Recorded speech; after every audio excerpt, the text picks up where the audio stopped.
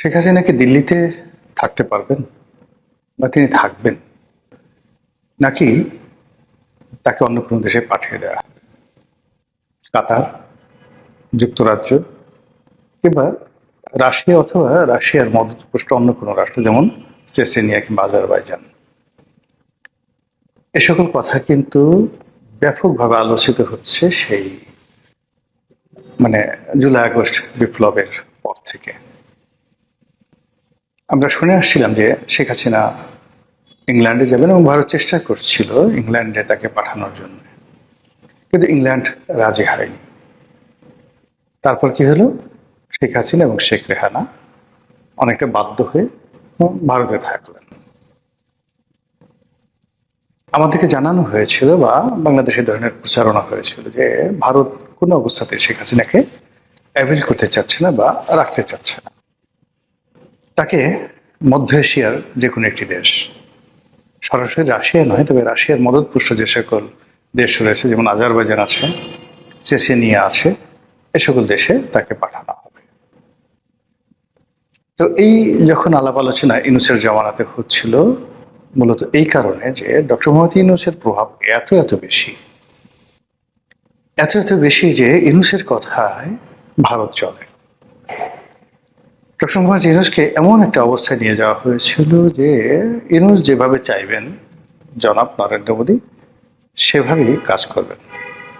ইউনূস যদি চান শেখ হাসিনাকে বাংলাদেশে ভারত ফেরত পাঠাবে, ইউনূস যদি চান তাহলে দিল্লি থেকে বা ভারত থেকে শেখ হাসিনাকে তাড়িয়ে দেবে। ভারতে যেভাবে গদি মিডিয়া রয়েছে, শেখ হাসিনার জমানাতে যেভাবে হাসিনা মিডিয়া ছিল, আমাদের মিডিয়া সবসময় যে রং পরিবর্তন করে মিডিয়ার একটা বিরাট অংশ ঠিক সেই সময়টিতে ইউনূস মিডিয়া হয়ে গিয়েছিল। তারা আকারে ইঙ্গিতে বিভিন্নভাবে সেই ডক্টর মোহাম্মদ ইউনূসকে বিশ্ব অবতার, বিশ্ব মানব, বিশ্বের মহামানব, আরেকটি নোবেল বিজয়ী, এবং একই সঙ্গে তিনি যেদিকে তাকান, ভালোবাসার দৃষ্টি নিয়ে তাকালে সেখানে তাজমহল তৈরি হয়ে যায়। আর তিনি যদি রাগান্বিত হয়ে কারো দিকে তাকান, ওইদিকে জাহান্নাম তৈরি হয়ে যায়। এরকম একটা ভাবমূর্তি তৈরি করা হয়েছিল। কিন্তু পরবর্তীতে দেখা গেল যে ডক্টর মোহাম্মদ ইউনূস একের পর এক রিফিউজড হতে থাকবেন। মনে করা হতো যে ফ্রান্সের সাথে তার খুব ভালো সম্পর্ক, তিনি ফ্রান্সে যেতে পারলেন না। এর কারণ হলো ফ্রান্সে একটা প্রোগ্রাম ছিল এবং সেই প্রোগ্রামে তিনি চেষ্টা করেছিলেন ফ্রান্সের প্রেসিডেন্টের সঙ্গে একটি দ্বিপাক্ষিক বৈঠক করার জন্য। প্রেসিডেন্ট রাজি হননি। তিনি ইংল্যান্ডে গেলেন, অনেক চেষ্টা করলেন, ইংল্যান্ডের প্রধানমন্ত্রীর সঙ্গে বৈঠক করার হলো না।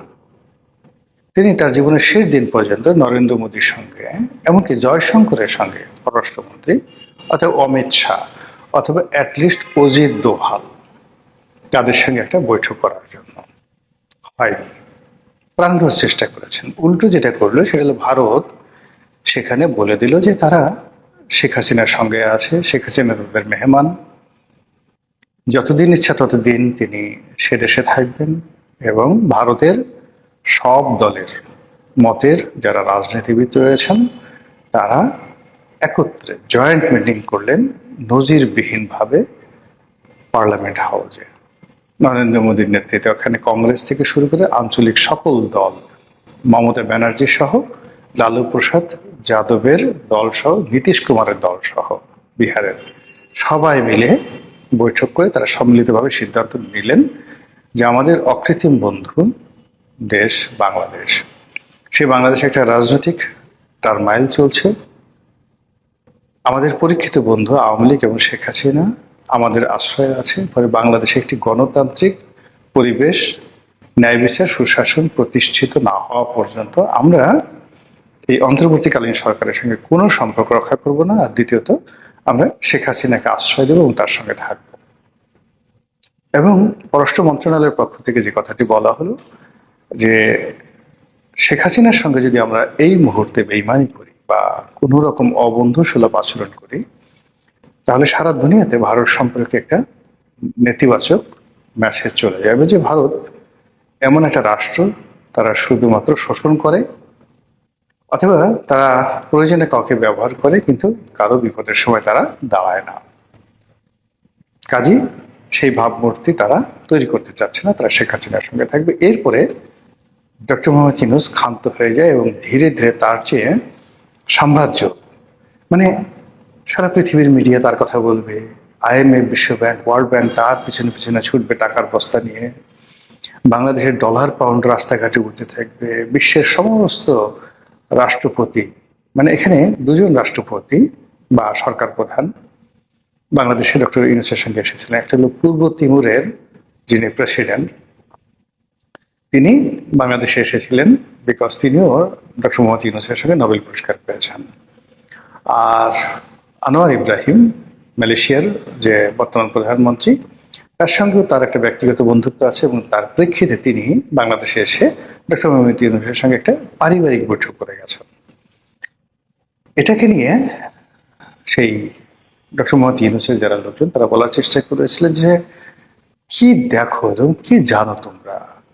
তিনি সকালে আমেরিকার প্রেসিডেন্টের সঙ্গে, সংযুক্ত আরব আমিরাতের প্রেসিডেন্টের সঙ্গে কথা বলেন, দুবাইয়ের শাসকের সঙ্গে কথা বলেন, তিনি সৌদি আরবের বাদশাকে যেভাবে অনুরোধ করেন বাদশা সেভাবেই সবকিছু করে, ইত্যাদি ইত্যাদি ইত্যাদি ইত্যাদি।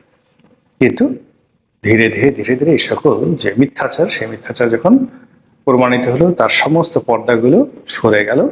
আমার শুধু দেখলাম সেই পর্দা সরে যাওয়ার পর গ্রামীণ ব্যাংক, গ্রামীণ ফোন, ডক্টর ইউনূস তার সুদের ব্যবসা ছাড়া আর অন্য কোনো ক্রেডিট তার কাছে নাই।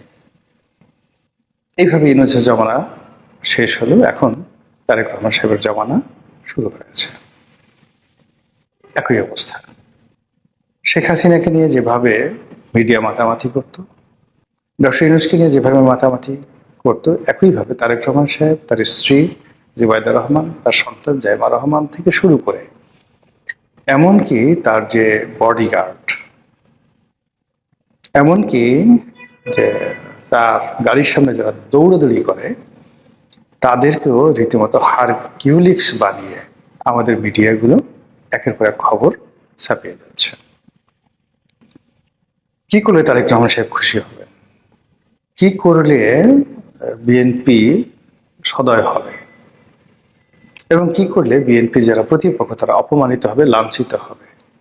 এই কাজগুলো আমাদের এই মিডিয়াগুলো করে যাচ্ছে। এরই মধ্যে বাংলাদেশের অন্যতম একটি পত্রিকা Manabzamin, I do not like to say যে মানবজমিন এই ক্যাটাগরির। মানবজমিনের সম্পাদক মতিউর রহমান আমাদের বন্ধু মানুষ, বয়সে সিনিয়র হওয়া সত্ত্বেও তাদের সঙ্গে দীর্ঘদিনের সম্পর্ক আমার। মানবজমিন পত্রিকাটির সঙ্গে আমার সম্পর্কটা খুব ভালো। আর এই পত্রিকা শেখ হাসিনা বিরোধী ভূমিকাতে অত্যন্ত গুরুত্বপূর্ণ ভূমিকা পালন করেছে। তিনি যদিও তারেক রহমান সাহেবের বিশ্বস্ত লোক, BNP minded, does not matter, কিন্তু সাংবাদিকতার ক্ষেত্রে তার সুনাম আছে, সুখ্যাতি আছে।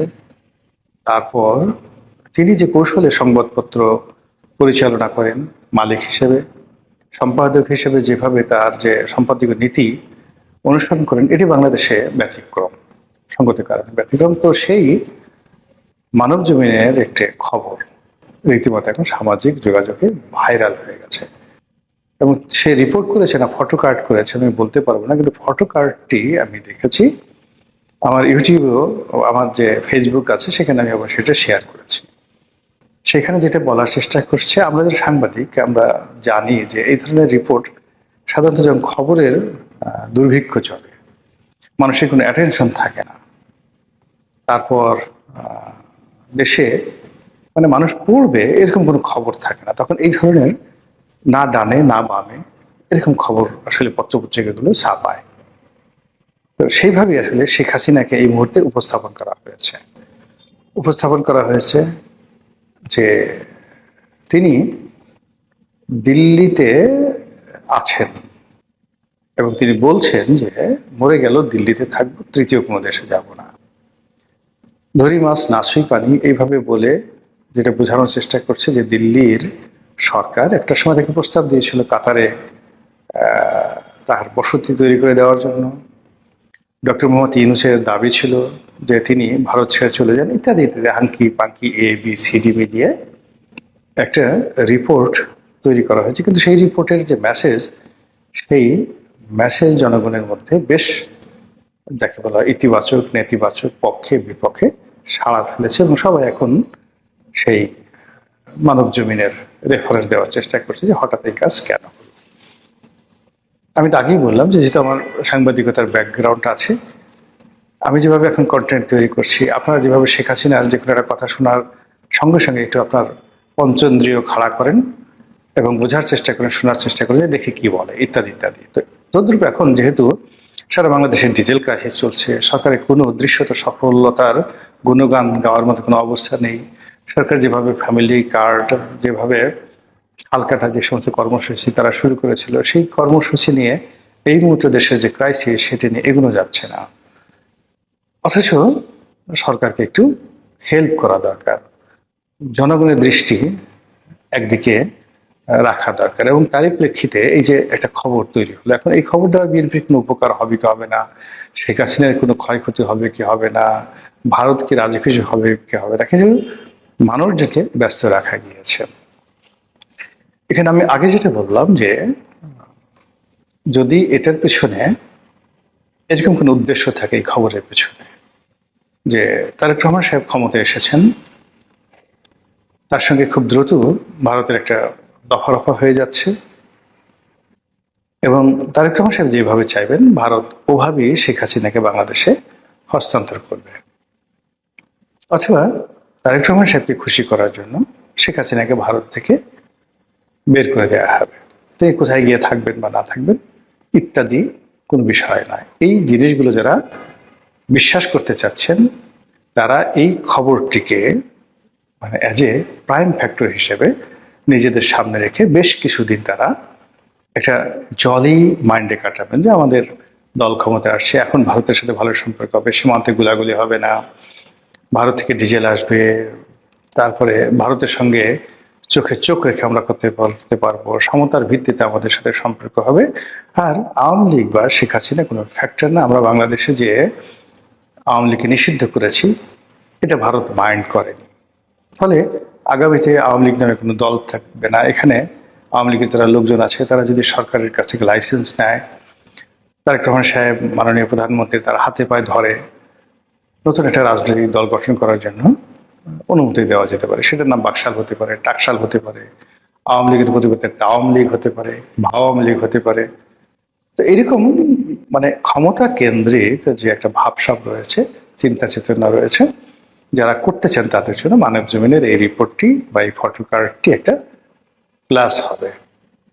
কিন্তু রাজনীতির একজন ছাত্র হিসেবে, একজন ক্ষুদ্র বিশ্লেষক হিসেবে আমি যে কথাগুলো বলতে চাই যে রাজনীতির যে ধর্ম রয়েছে সেই ধর্ম অনুযায়ী জামাতের সঙ্গে বিএনপির সঙ্গে ভারতের কোনো অবস্থাতেই দ্বিপাক্ষিক বিশ্বস্তমূলক সম্পর্ক হবে না।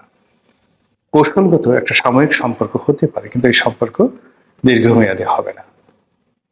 ভারতের সাথে আওয়ামী লীগের যে সম্পর্ক, ভারতের সাথে জামাতের যে সম্পর্ক এবং অন্যান্য বাম ঘরানার যে রাজনৈতিক দলগুলো রয়েছে তাদের যে সম্পর্ক, সেই সম্পর্কটাই অব্যাহত থাকবে।